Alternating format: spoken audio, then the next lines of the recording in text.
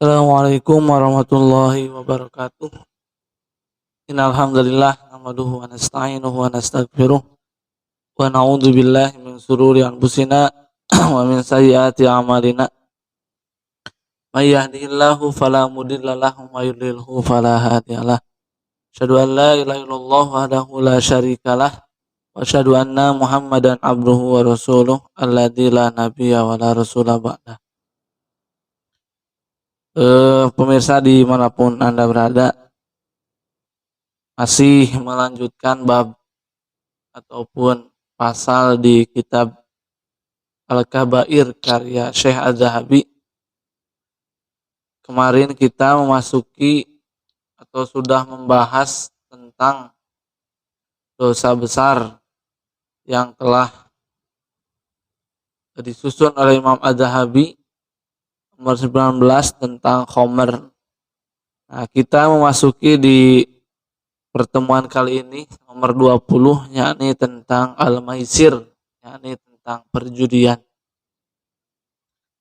Ayatnya masih sama dengan pembahasan yang kemarin, yakni surat Al-Maidah ayat 90 dan 91. Auzubillahi minasyaitonirrajim.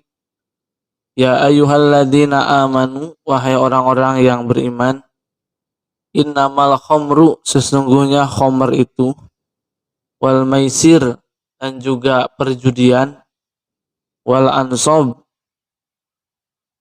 kurban ataupun hewan yang disembelih untuk Tuhan selain Allah Subhanahu wa taala. Kalau dulu orang jahiliyah di samping Ka'bah begitu. Wal azlam, dan juga mengundi nasib dengan anak panah. Rijsun, merupakan perbuatan yang kotor, yang keji, min amalis syaiton, dari atau termasuk perbuatan setan.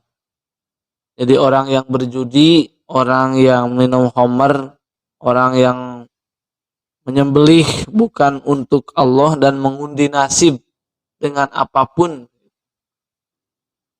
min amalis syaiton, termasuk perbuatan setan. Jadi orang-orang yang melakukan hal itu terpengaruh oleh setan. Fajtanibuhu, karena itu perbuatan kotor, perbuatan tercela. Fajtanibu, kata Allah, jauhilah oleh kalian. La'allakum tuflihun, agar kalian menjadi orang yang beruntung. Siapapun yang ingin beruntung, maka jauhilah perbuatan 4 tadi. Jadi orang yang berjudi yang kita akan bahas kali ini, dia kan tujuannya mencari keuntungan begitu.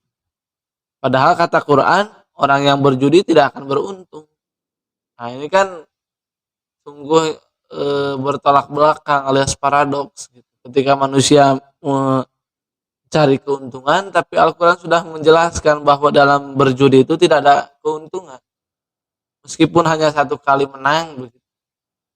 Itu hanya sesaat saja gitu. Lalu perbuatan-perbuatan ini ketika direncanakan oleh setan, tujuannya untuk apa? Innama yuridus syaiton, sesungguhnya tiada lain yang dihendaki oleh setan itu, an yuqi'a bainakum, supaya terjadi di antara kalian al-adawah, permusuhan, wal baghdha'a, dan juga saling sama, al-adawah permusuhan, al baghdha'a kemurkaan. Fil khamri wal maisir, dalam khamr dan juga perjudian. Jadi orang yang berjudi, orang yang minum khamr, kans atau peluang untuk bermusuhan itu sangat banyak sekali.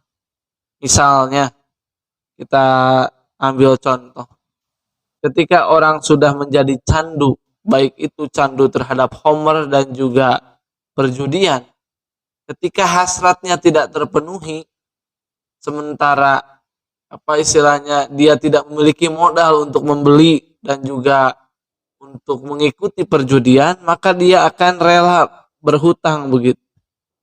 meminjam hutang kepada bandar. Nah, ketika hutang semakin banyak tapi tidak ada hasil yang diraih dalam khamr dan perjudian, maka orang yang berhutang tadi akan dikejar, akan dimintai pertanggungjawabannya mengenai hutang yang disebabkan oleh kecanduannya tadi. Dari situ muncul permusuhan, dari situ muncul saling menzolimi. Karena ketika orang yang tidak bayar hutang biasanya akan dikejar-kejar oleh debt collector misalnya, ataupun bodyguard yang bandar tadi supaya orang tersebut membayar. Nah, dari situ yang namanya khamr dan judi itu tidak ada ketenangan di dalamnya. Jadi ketika masalah belum selesai, dia mencari solusi lewat judi misalnya, karena ingin bayar hutang lewat judi, tapi malah ngutang, judinya juga kan repot. Yang paling parah adalah wa yasuddakum an dzikrillah wa anis shalah. Khamr dan judi ini yang paling parah efeknya adalah mengganggu, menghalangi, membatasi kita zikir kepada Allah. Al-Quran begitu jelas, gamblang menyebutkan bahwa khamr dan perjudian ini menghalangi manusia untuk dekat kepada Allah Subhanahu wa taala. Maka orang-orang yang berjudi, orang-orang yang meminum khamr, mereka adalah orang-orang yang jauh sebenarnya atau enggan berzikir kepada Allah Subhanahu wa taala. Fahal antum munnahun, maka jika kalian mengaku sebagai orang yang beriman, apakah mau berhenti? Kata Allah Subhanahu wa taala. Syekh Wahbah Zuhaili dalam tafsirnya menyebutkan bahwa ayat ini turun setelah ayat tentang hal-hal yang baik yang boleh dimakan oleh orang-orang yang beriman. Kata Allah di dalam Al-Maidah ayat sebelumnya 88, wa kulu mimma razaqakumullahu halalan thayyiban, dan makanlah atau minumlah mimma razaqakumullah, apa yang dirisikan Allah kepadamu, halalan thayyiba, yang halal dan yang baik. Wattaqullaha alladzi antum bihi mu'minun, dan bertakwalah kepada Allah wahai kalian orang-orang yang beriman. Jadi Allah menyimpan ayat ini setelah Allah memerintahkan orang-orang yang beriman untuk memakan atau mengkonsumsi hal-hal yang sifatnya halal dan juga baik. Berarti khamr dan juga perjudian ini adalah hal-hal yang diharamkan, hal-hal yang tidak baik bagi orang-orang yang beriman. Tapi di kita banyak orang-orang mukmin mengikuti gaya hidupnya orang-orang kafir. Orang-orang kafir berjudi ikut-ikutan, orang-orang kafir minum khamr ikut-ikutan. Padahal kaum mukminin harus punya identitas tersendiri dalam hal ini untuk mengkonsumsi dan juga berbuat yang baik-baik. Nah, ikhwatul iman rahimakumullah, kenapa perjudian ini diharamkan? Nah, karena kata Allah Subhanahu wa taala dalam surat Al-Baqarah ayat 188 menyebutkan wala ta'kulu amwalakum bainakum bil batil. Janganlah kalian memakan harta di antara kalian dengan cara yang batil. Jadi perjudian itu kan ingin meraih harta tapi dengan cara yang batil begitu. Dengan cara yang tidak dibenarkan oleh Allah Subhanahu wa taala. Padahal tadi dalam surat Al-Maidah 88 Allah menyebutkan kulu mimma razaqakumullah halalan thayyiban. Makanlah apa yang Allah rezekikan kepadamu dengan yang halal dan yang baik. Tentu bukan hanya zatnya saja, tapi cara untuk mendapatkannya juga harus halal, harus baik menurut aturan agama yang telah Allah gariskan dalam Quran dan Sunnah begitu. Nah, wa taiman rahimakumullah, balasan bagi mereka yang masih tetap dalam perjudian adalah mereka akan disiksa oleh Allah Subhanahu wa taala di hari kiamat. Dalam sebuah hadis Rasulullah SAW dalam riwayat Imam Bukhari,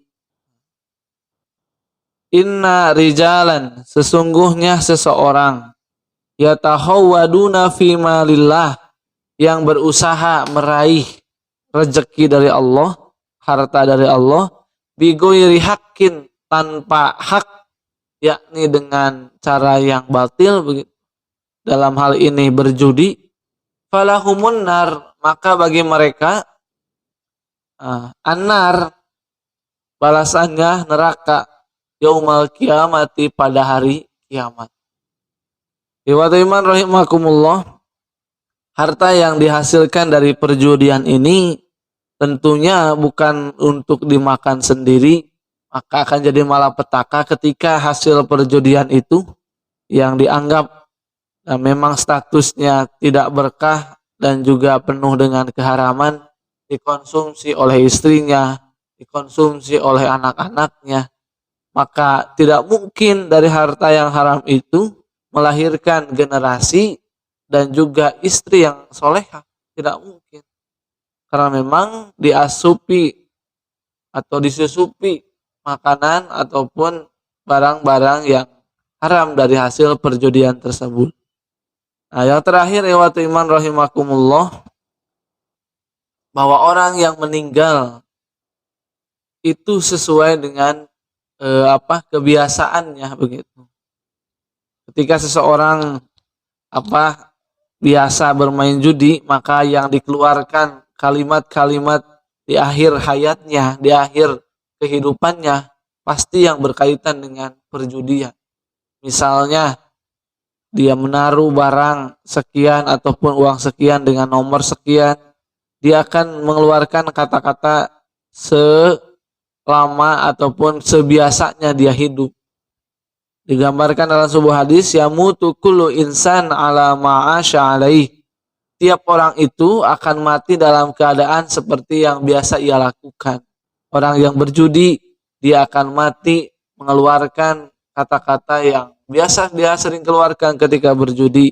Wa yub'atsu ala ma mata alaih. Dan dia juga akan dibangkitkan oleh Allah Subhanahu wa taala sebagaimana dia mati. Auzubillahi min dzalik. Mudah-mudahan kita dijauhkan oleh Allah Subhanahu wa taala dari dosa yang besar ini. Tentu bisa menyebabkan permusuhan dan pertengkaran dan juga menghalangi kita untuk berzikir kepada Allah Subhanahu wa taala. Qul qouli hadza wa astaghfirullah li wa lakum. Rabbana atina fid dunya hasanah wa fil akhirati hasanah wa qina adzabannar. Assalamualaikum warahmatullahi wabarakatuh.